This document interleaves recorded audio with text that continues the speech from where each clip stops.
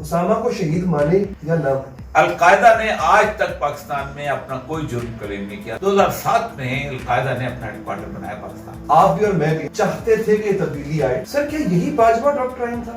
Corrupt آدمی جو ہے کسی نہ کسی طرح گاڑی چلاتا رہتا ہے، نااہل آدمی گاڑی کو دیوار میں مارتا ہے. اجتماعی لیڈرشپ جو ہوتی ہے اس کے اندر جہالت کوٹ کوٹ کے بھری ہوتی ہے. عمران خان کو کس نے تباہ کیا؟ السلام علیکم ناظرین، میرا نام علی حیدر ہے. آپ میرا یوٹیوب چینل دیکھ رہے ہیں. ہم ایک ایسی شخصیت کے پاس ہیں جن سے میں نے ہمیشہ سیکھا.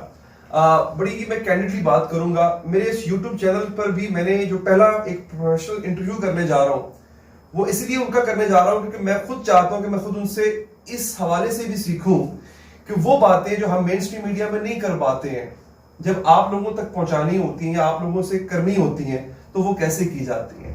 کئی باتوں کا پردہ رکھنا پڑ جاتا ہے، کئی باتوں کو ہولڈ بیک کرنا پڑ جاتا ہے، مگر وہ ضروری ہوتی ہیں، وہ کبھی نہ کبھی آپ تک پہنچنی چاہیے.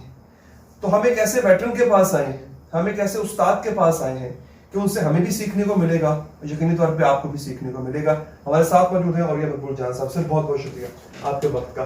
میں چاہتا ہوں ذرا جو ابھی 1-2-4 دنوں میں جو چیزیں ہوئی ہیں سر ان سے آپ کا تجزیہ بھی لیں، آپ کی رائے بھی لیں. ایک کشمکش میں پڑ گئی ہے پوری قوم. اور یہ صاحب عمران خان صاحب نے تقریر کی اسمبلی میں کھڑے ہو کے، اب وہ نہ جانے ان کا سلپ آف ٹنگ تھا کیا تھا، جو بھی تھا وہ بات ان کے منہ سے نکل گئی. قوم کیا مانے سر، اسامہ کو شہید مانے یا نہ مانے؟ دیکھیں پہلی بات تو یہ ہے کہ جس وقت یہ کشمکش چل رہی ہوتی ہے جی اس وقت حالات ایسے ہوتے ہیں کہ آپ کسی کے بارے میں کوئی رائے نہیں دے سکتے کہ کون کیا تھا کون نہیں تھا. جس وقت ویتنام کی جنگ ہو رہی تھی اور جنگ کے دوران لوگ مر رہے تھے تو ریمبو بہت بڑا ہیرو تھا، اور اس کے وقت چانکائی شیخ کے ساتھ لوگ جو تھے یا اس کے بعد جو خیمرود تھے وہ سارے کے سارے ایسے لوگ تھے کہ جو جن کو دہشت گرد کہا جاتا تھا، ٹیررسٹ کہا جاتا تھا. اسی طرح جس وقت نکراگوا میں یہ چی گویرا جس وقت لڑ رہا تھا امریکیوں کے خلاف تو چی گویرا جو ہے اس کے پیچھے پیچھے امریکی بھاگ رہے تھے. وہ کہتے ہیں یہ بہت بڑا دہشت گرد ہے، سب کچھ ہے. اب وہ ایک ملک میں پیدا ہوتا ہے، بولیویا میں پیدا ہوتا ہے، نکراگوا میں لڑتا ہے، جا کے لڑ کے آخر میں کیوبا پہنچتا ہے، کیوبا میں جا کے مارا جاتا ہے. اس کی لاش پکڑتے ہیں، ہیلی کاپٹر پہ لڑا کے دکھاتے ہیں کہ ہمیں ٹیررسٹ پکڑ لیا. آج دنیا کے ہر ملک کی گاڑی کے پیچھے چی گویرا کی تصویر، لوگ شرٹ پہنتے ہیں چی گویرا از ہیرو. اس لیے کہ مسئلہ یہ ہے کہ وقت ایک بندے پہ پردہ ڈالتا ہے پھر آگے وہ چل پڑتا ہے. اسی طرح جو لیڈو تھوک وغیرہ تھے جیسے نیگوشیشن کر رہے تھے تو اس کے وہ سمجھا جاتا تھا کہ وہ ایک بہت بڑے ٹیررسٹ ہیں جو ایک بہت بڑی آرمی طاقت کے ساتھ. تو میں یہ سمجھتا ہوں کہ اسامہ بن لادن کے بارے میں میرا خرچ شروع دن سے یہ تھا کہ وہ ایک جسے کہتے ہیں اسرائیلی امریکی گٹھ جوڑ کے مقابلے پہ کھڑا ہوا شخص ہے. ٹھیک. اور بڑے کم ہوتے ہیں. ٹھیک ہے. اسامہ بن لادن کھڑا ہوا ہے یا اس سے پہلے کہیں حزب اللہ آپ کو کھڑی ہوئی ملتی ہے تو کوئی نہیں ملتی. تو اس میں ہمیں کوئی تفریق کرنی چاہیے، نہ مسلک کی تفریق کرنی چاہیے نہ کسی اور چیز کی. تو اسامہ بن لادن نے کی القاعدہ اگر نہ ہوتی تو میں بڑے وثوق سے کہہ سکتا ہوں کہ طالبان کی یہ موومنٹ ہے نا وہ آگے اس طرح اتنی سپورٹیو آگے نہ چلتی جو کہ وہ انڈیجنس موومنٹ آخر وقت تک انہیں ساتھ دیا. ان کا اگر سالہ نکلتا تھا نوائے افغان جہاد، وہ انہوں نے فروری میں ختم کر دیا اور اب انہوں نے اس رسالے کا نام لکھا ہے نوائے غزوۃ الہند. اچھا. اور اب انہوں نے اپنا ہیڈ کوارٹر شفٹ کر دیا انڈیا میں، آسام میں. اس وقت القاعدہ کا جو ہیڈ کوارٹر ہے وہ آسام میں ہے اور آسم عمر جو ہیں وہ ان کے سربراہ ہیں اس ریجن کے. اگلا جہاد انڈیا میں، اور میں آپ کو دکھا سکتا ہوں غزوۃ نوائے ہوتا پہلے نوائے افغان جہاد ہوتا. تو اسامہ بن لادن کے بارے میں ابھی ہم اچھا نہیں سر دیکھیں آپ نے بات بالکل ٹھیک، طالبان موومنٹ کو جلا ملی کوئی شک نہیں. تو سر اگر وہ شہید ہیں تو پھر وہ ان کے لیے ہوں گے نا. آپ نے خود کہا تھا ہر قوم کے لیے ٹیررسٹ شہید یا فریڈم فائٹر کا مطلب بدل جاتا ہے. پاکستان میں اسامہ بن لادن کے حوالے سے پاکستان میں اسامہ بن لادن کے حوالے سے کوئی جرم نہیں ملتا. آپ کو ٹی ٹی پی کے حوالے سے مل جائے گا. القاعدہ نے آج تک پاکستان میں اپنا کوئی جرم کلیم نہیں کیا، طالبان نے ٹی ٹی پی نہیں کیا اور ٹی ٹی پی کا القاعدہ سے کبھی کو تعلق نہیں رہا. ٹی ٹی پی ایک ایسی میں تو شروع دن سے کہتا رہا ہوں TTP जो है वो बुनियादी तौर पर बहुत सारी चीजें जो है क्लियर नहीं होती हमारे यहाँ। TTP बुनियादी तौर पर कोई 80 के करीब छोटे छोटे ग्रोह का मजमूआ था, जिसके बारे में जनरल शाहिद अजीज ने कहा है कि जानबूझ के इसका नाम तालिबान रखवाया गया था अमेरिका ने, से कहलवा के कुछ लोगों को, ताकि उन तालिबान को बदनाम किया जाए। ये वो ग्रोह थे जो कि बुनियादी तौर पर इंडियन स्पॉन्सर्ड थे। अब मैं उसका तारीख आपको बताता हूँ। जो अहमद शाह मसूद और इस तरह के बाकी लोग थे जो वहाँ के, उस हर बात एक ही मकतब फिक्र के लोग थे, एक ही मदरसे से पढ़े हुए थे, वो भी देवबंद से पढ़े हुए थे, ये भी देवबंद से पढ़े हुए थे। इनकी जब आपस में लड़ाई शुरू हुई तो अहमद शाह मसूद वगैरह के जो जितने भी लोग थे वो इंडिया में जाके पढ़ाई करते थे, वहीं उनके जनपद रोड वगैरह पर उनके घर थे। अब जिस वक्त लड़ाई शुरू हुई 1988 में, और ये लड़ाई खत्म हुई है आके सितंबर 1994 में। सितंबर 94 में 48-49 प्रोग्राम लोग थे जो मुल्ला मोहम्मद उमर के साथ स्पिन बुज़दक से निकले हैं, और उन्होंने जाके अब वो कहते थे कि पाकिस्तान के मदरसों से लोग उठ के मुल्ला उमर के साथ लड़े हैं। तो ज़ाहिर बात है यहाँ ऐलान होता था कि जहाज शुरू है तो चले जाओ। तो वो कहते कि तुमने हमारे मदरसे वीरान किए, अब हम तुम्हारे मदरसे पाकिस्तान में वीरान करेंगे। वो फिर ज़ाहिर बात है इंडिया में उनको स्पॉन्सर मिला, वो यहाँ आके उन्होंने, अब वो सारे एक ही तरह की नमाज पढ़ते थे, एक ही उनका मसलक था, एक तरह की उनकी शक्लें थी, टोपियां पगड़ियां, नस्ल भी एक थी। जो बंदा पुनू आकर से उठता था ना जहाद के नाम पे, या डेरा बुकटी से उठता था, या गुजरांवाला फैसलाबाद, उसको नहीं पता चलता था वजीरिस्तान में कौन किसके साथ। तो सीधा जाके आके ना वो कि बोला मसूद लोगों के हाथ चढ़ता था, वो फिर उसको जांचा है। यानी आप हालत देखें कि काबल में जिस वो धमाका जो हुआ है फेमस, जो अफगान पता नहीं किसके ऊपर था, वो बकायदा जो मुखालिफ ग्रोह का बंदा बाजोड़ से आके $1,95,000 का खुदकुश बमबार खरीद के लेके गया था। अच्छा, तो कारोबार बना हुआ था ना। तो अल-कायदा को और उसामा बिन लादेन को इस चीज से बिल्कुल परे रखना चाहिए। उनका पाकिस्तान में कोई आपके सामने बिल्कुल। और दूसरी एक और चीज बताऊं, 2007 में ये बातें जो चलेगी खुल जानी चाहिए। 2007 में अल-कायदा ने अपना हेडक्वार्टर बनाया पाकिस्तान। अच्छा। और जब वो किसी मुस्लिम मुल्क को हेडक्वार्टर बना देते हैं तो फिर वहां कुछ नहीं करते। अच्छा, जैसे अफगानिस्तान में उन्होंने बनाया था, वहां उन्होंने कुछ नहीं किया। जलालाबाद में हेडक्वार्टर था 2007 में, और ये सब कह रहे हैं पाकिस्तान में अल-कायदा का हेडक्वार्टर था। जब आप वो कहते हैं ना कि जब जिस घर में आपका अपना सिलसिला चल पड़े, आपका खुद मस्कन बन जाए, उस घर को आप तबाह नहीं करते। बिल्कुल ठीक है सर। आप शिफ्ट करते हैं, स्विच करते हैं एक और टॉपिक की तरफ। अब मैं इन जनरल पर्सपेक्टिव में भी बात करूंगा, हम प्रिसाइज भी आएंगे। अरे सर, अब जो कुछ हो रहा है, मौजूदा तब्दीली हुकूमत आई, तब्दीली एक ऐसे आई है कि अवाम अब रो रही है। मुझे याद है आप भी और मैं भी, हम एक जमाने में चाहते थे कि तब्दीली आए, एक अनटेस्टेड आदमी है उसको टेस्ट किया जाए, लेकिन आप भी नाकिद हैं इस चीज के, हमें भी दुख होता है कि मामला को देख के। सर क्या यही बाजवा डॉक्ट्राइन था?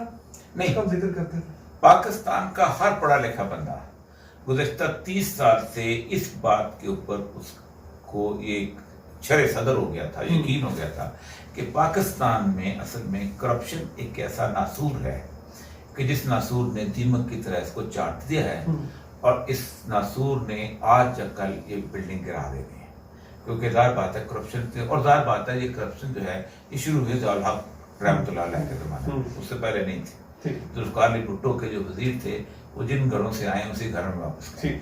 ज़ियाउल हक रहमतुल्लाह अलैह जो है उन्होंने MPA फंड शुरू किया था। अच्छा। और फिर MNA फंड, वहां से करप्शन शुरू हुई। और कहानी बड़ी लंबी चौड़ी है।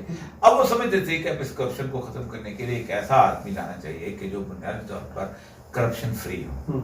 एक तो ये है कि खुद करप्ट ना हो, दूसरा ये है कि उसकी कोई लाइबिलिटी ना हो, कोई खानदान, कोई जाट गुज्जर बरादरी वाला ना हो, दूसरा ना हो, या उसके बल्कि अपने खुद बरादरी वालों को नाराज करके बैठा हो। ऐसा आदमी चाहिए जो मुल्क को ठीक कर लेगा। लेकिन 2 साल के बाद हमें ये पता चला है कि करप्शन से ज्यादा जो है वो नाअहली जो है ना, और जहालत, वो खतरनाक है। करप्ट आदमी जो है किसी न किसी तरह गाड़ी चलाता रहता है, नाअहल आदमी गाड़ी को दीवार में मार देता है, और दीवार में लगने जा रही है, चुकी है। अच्छा, लेकिन नहीं, और यहाँ पे देखे ना करप्शन का भी तो मामला है ना। मुझे बताएं, चीनी, आटा, अब पेट्रोल, अच्छा कॉन्फ्लिक्ट ऑफ इंटरेस्ट, जब सब कुछ इतना, आपने बड़ी अच्छी बात की कि 30 साल का गन था वो साफ करना था, फिर जिन्होंने चीजों को अपने कंट्रोल में ले रखा था उन्होंने चाहा कि नहीं अब इसको लाया जाए। सर वो ये कंट्रोल क्यों इमरान खान की हुकूमत आने से पहले जो एक मैं बताऊं ना, इमरान खान का मसला पता है क्या है? देखिए जिस वक्त हम सोशल पॉलिसी प्लानिंग पढ़ रहे थे ना, तो हमारे टीचर थे आर्थर लिविंगस्टोन, उनकी किताब बड़ी मशहूर है। तो कहते देखो किसी मुल्क को, जो हमारे जैसा मुल्क होता है, उसको अगर आपने बनाना है तो करिश्मेटिक लीडरशिप को आगे मत आने देना। करिश्मा जिसको करिश्माती लीडरशिप कहते हैं, इसलिए कि करिश्माती लीडरशिप जो होती है उसके अंदर जहालत कूट कूट के भरी होती है। उसकी एक जेब में प्रॉब्लम्स होते हैं और दूसरी जेब में सॉल्यूशंस होते हैं। वो चाहता है कि उसको वो लोग मिलें जो उसी की लिस्ट बोलें और वो जवाब दे सकें। इसीलिए इमरान खान साहब ने ये किया। इमरान खान को किसने तबाह किया? इमरान खान ने खुद नहीं इकट्ठा किया है जिनका पाकिस्तान के साथ दूर दूर का भी वास्ता, जो लोग पूरी जिंदगी बाहर रहे, वहीं पढ़े, वहीं लिखे, वहीं उन्होंने यूनिवर्सिटियों में पढ़ाया। वो लोग पाकिस्तान अगर आते थे तो 15-20 दिन के लिए आते थे, अपना सैनिटाइजर साथ लाते थे, उस जमाने में भी अपना मिनरल वाटर की बोतलों का पूरा क्रेट साथ लाते थे, अपना जनरेटर लगवाते थे और पाकिस्तान की इंतजामिया को, यहाँ के हालात को गालियां देके वापस चले जाते थे। ये वो लोग हैं जिनको कतई कुछ पता नहीं। मतलब आपको मिसाल देता हूँ, मोहित यूसुफ इंटेलेक्चुअल आदमी है, दुनिया जहां में थिंक टैंक है। अब मोहित यूसुफ जो है, उसको एक प्रोग्राम में किसी ने बुलाया, उसने कहा जी जो ऊपर से जो जहाज में लोग आ रहे हैं, आप उनको चेक क्यों नहीं कर रहे? तो उन्होंने इतनी सादगी से जवाब दिया कि देखें, एक आदमी जो है अपने घर आ रहा है तो अपने घर वालों को बीमारी तो नहीं लगाएगा। अच्छा भाई इतना सादगी पे कौन न मर जाए खुदा के। मतलब जी वो भाई तुम्हें अंदाजा ही नहीं है कि पाकिस्तान बुनियादी तौर पर वो मुल्क है कि जिस मुल्क में जिस जगह पर लिखा होगा यहाँ गाड़ी खड़ी करना मना, वहां गाड़ी करेंगे। सर मैं यहाँ पे एक आपकी बात, ये जहालत है ना। वो जिसने पार्किंग का टिकट दिया है या कि गाड़ी यहाँ पे खड़ी कर दो आप थोड़ी देर के लिए, गाड़ी होगी लंबे अरसे के लिए खड़ी और गाड़ी जो है ना वो स्टार्ट नहीं हो रही है, तो वो जो पार्किंग का टिकट काटने वाला था वो क्या सोच रहा है? एस्टैब्लिशमेंट क्या सोच रही है सर? मतलब उनको अच्छा हाँ ये बात एस्टैब्लिशमेंट देखिए, एस्टैब्लिशमेंट या तो इमरान खान को पहले दफा इमरान खान को लाई तब तो हम सब को गुनाहगार कहें। एस्टैब्लिशमेंट जो है ये 1965 ऑनवर्ड 62-4 के इलेक्शन का प्लान है। 64 में पहले दफा एस्टैब्लिशमेंट बीच में कूदी थी। और मैं अक्सर कहा करता हूँ कि अयूब खान के मुकाबले में जब ख्वाजा नाज़मुद्दीन मरहूम कहा करते थे कि हमने कैंडिडेट छुपाया हुआ है, तो लोगों को यकीन नहीं आता था, क्योंकि अयूब खान समझता था मैं जीत गया हूँ, क्योंकि ये ख्वाजा नाज़मुद्दीन, ये जोरवर्दी, इन्होंने इनको इतना बदनाम कर दिया हुआ है, एब्डो लगाया हुआ है, खान अब्दुल क़य्यूम खान, अब्दुल रशीद वगैरह कुछ भी नहीं है। लेकिन जब वो उन्होंने मोहतरमा फातिमा ज़हरा को खड़ा किया तो एस्टैब्लिशमेंट की हवाइयाँ उड़ गई। अब जो हवाइयाँ इस वक्त उड़ी हैं तो उसके बाद उन्होंने गेम प्लान बनाया, और मैं अल्लाह का शुक्र अदा करता हूँ कि ख्वाजा नाज़मुद्दीन नहीं थे, वरना अयूब खान से हार जाते बुरी तरह हारते। और कायद की बहन हार सकते तो कायद ने कौन सुल्तान के पर लगे, उसको तो वैसे ही उन्होंने कहा था सारी जिंदगी कुंवारा रहा है ये बंदा, ये है क्या चीज, कई इल्जामात है बहुत की सोच की सारी।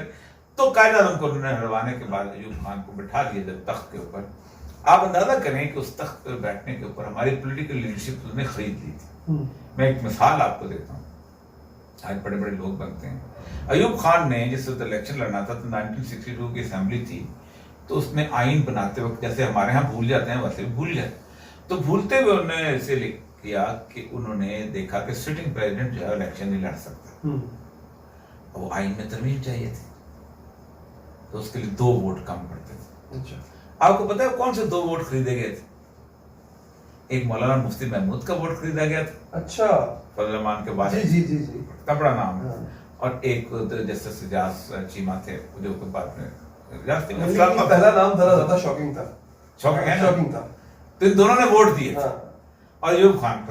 अब जब लोगों के सामने सियासत का ये आलम हो चुका था, अब आप आज बात करो। देखिए सर मसला यहाँ पे है, हमेशा एस्टैब्लिशमेंट के पास एक मुतबादिल तैयार रहता है। अब जब देखिए ये आपने दोबारा वही कहा कि गाड़ी जो है वो फिसल गई है ट्रैक से आउट। मैंने एक बार कहानी सुना लोगों को, देखिए बहुत सारी चीजें जे अब ये नाम आपको अजंबा लगा ना, बिल्कुल ऐसे बल्कि शायद मौलाना फजल रहमान साहब का रिएक्शन भी आए, वो भी हम देखेंगे। नहीं रिएक्शन क्या, मैंने कॉलम लिखा। अच्छा हाँ तो नहीं कुछ नहीं, क्या रिएक्शन, तारीख की हकीकत है। मैं उसमें बहुत सारी ऐसी चीजें हैं जो नहीं बताना चाहता, जो जाहिर बात है कि मुझे चॉइस ऑनलाइन मरहूम ने बताई थी, जिन्होंने बीच में यही तो वादा किया आपने नाज़रीन से कि वो बातें जो आपको टीवी पे नहीं मिलती है चॉइस ऑनलाइन साहब ने बताई थी, जो कि जिन्होंने बकायदा बीच में पढ़ के उनको कायल किया था, और कायल बड़े अच्छे तरीके से किया था, गर्मजोशी से किया था, अच्छा। और गर्मजोशी काफी बड़ी थी। अच्छा तो साइज बड़ा तो गर्मजोशी समझ गया। नाज़रीन की माशाल्लाह समझदार है, वो भी समझ। तो वो मौलाना मुफ्ती महमूद थे। अब मैं आपको ये क्या बात बताते हैं आपको, मौलाना अकबर बुगटी जिस वक्त, ये पाकिस्तान की सियासत का चेहरा है, मैं आपको बताऊं क्यों एस्टैब्लिशमेंट बीच में। अकबर बुगटी जिसको गवर्नर लगाया जुल्फिकार अली भुट्टो ने, मेंगल की गवर्नमेंट और बजिंजो की गवर्नमेंट को खत्म करके गवर्नर, तो उसके जिम्मे एक टास्क था कि तुमने गवर्नमेंट तोड़नी है नेशनल अवामी पार्टी की और मुफ्ती महमूद की, कुलीन गवर्नमेंट थी, ठीक। वो दो बंदे थे जो टूटे थे, एक मौलाना सालेह मोहम्मद और एक और दूसरे मौलाना थे।